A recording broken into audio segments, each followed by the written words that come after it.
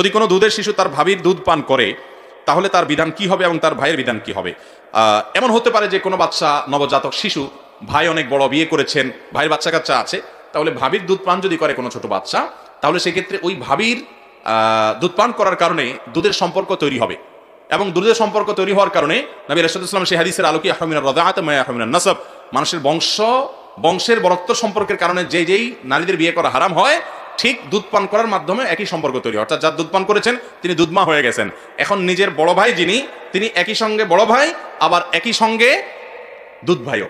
আপন ভাই তো আসেনি, আবার আশাপাশি দুধ মাতার স্বামী হওয়ার কারণে দুধ বাবার মর্যাদা, যার কারণে এই ভদ্র মহিলার যদি দুধ পান করে থাকে অন্য মেয়ে, সে অন্য ঘরেরও হয়, তাহলেও এই ছেলের সাথে আর তার বিয়ে জায়েজ হবে।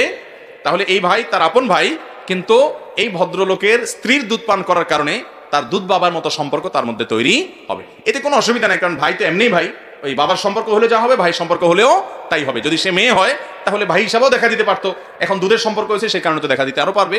অতএব এটাতে কোনো হেরফের হবে না, কিন্তু দুধের সম্পর্ক ঠিকই সাব্যস্ত হয়ে যাবে। এমনকি ভুলেও যদি দুধ পান করে ফেলা তবুও কি হবে, দুধের সম্পর্ক সাব্যস্ত হয়ে যাবে।